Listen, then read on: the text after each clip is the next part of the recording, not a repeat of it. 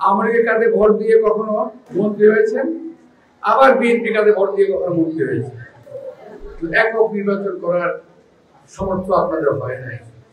ভোটের জন্য মন্দিরে গিয়ে বলে রোজা আর পূজা মুদ্রার একটি লোক।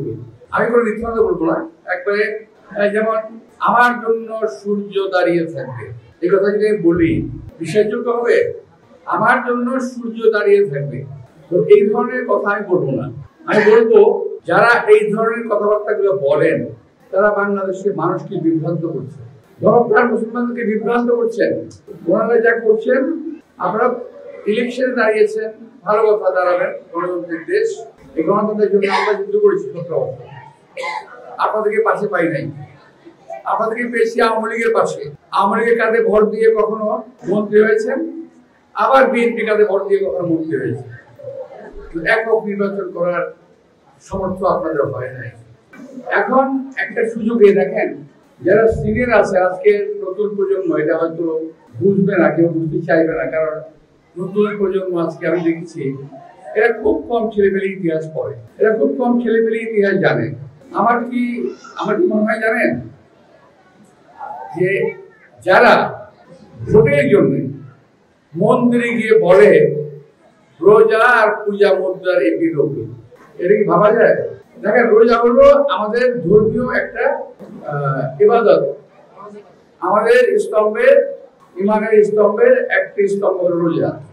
সেখানে পূজা হলো 12 মাসে 13 পূজা যারা করে, সেই পূজা আরো করতে আমার কোনো আপত্তি নাই, ধর্ম ওনারা পালন করবে। আমার ওখানে গিয়ে একটা ভোট চাওয়ার জন্য আমার ধর্মকে ধ্বংস করার কিংবা খাটো করার কোনো প্রয়োজন আছে বলে আমি মনে করি। Bashundhara public school and college 2026 শিক্ষাবর্ষে ভর্তি চলছে।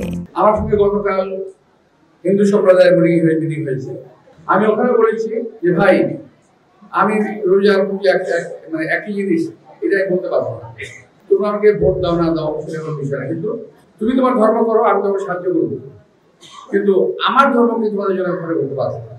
আমি শুরু করেছি বিসমিল্লাহ দিয়ে, আমি বলি সূরা ইখলাসের আয়াত পড়ে শুনিয়েছি, সালাম দিয়ে শুরু করেছি। ওরা ওদের মতো হিন্দুদের অনুষ্ঠান কিতাব পাঠ করেছে, ঠিক আছে।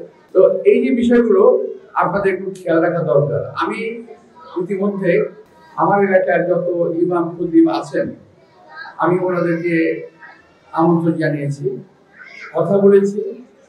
আমি কখনো, আমি এতবার নির্বাচন করেছি, আমি কখনোই ইমাম খতিবদের দাওয়াত দিই। এবার দিছি, কেন জানেন? যখন আমরা শুনি রোজা পূজা মুদ্রার এপিরোপিট, যখন আমরা শুনি বিষ্ণু কৃষ্ণ এই কথা বলার পরে আমাদের প্রিয় নবী হযরত মুহাম্মদ সাল্লাল্লাহু আলাইহি ওয়াসাল্লামের নাম উচ্চারণ করেন একই ভাবে, একই টনে, একই সুরে। আমি কথাই বলতে পারি কে করেছে, আমি বলবো না এই কারণে, জানেন আপনার এখানে অনেকে রেকর্ড হচ্ছে আমার কথাবার্তা, এটা কাটপিস করে আমার নামে আবার দিয়ে দেবে, একটা সমস্যা আছে আজকে সোশ্যাল মিডিয়ার যুগে, একটা বিশাল সমস্যা। আমি যখন 91 সালে নির্বাচন করি, আমার সঙ্গে প্রতিদ্বন্দ্বী ছিলেন জামাত ইসলামের ভারপ্রাপ্ত আমির আব্বাস আলী খান, আওয়ামী লীগের তৎকালীন ঢাকা মহানগরের সেক্রেটারি মুজাফর হোসেন পল্টু।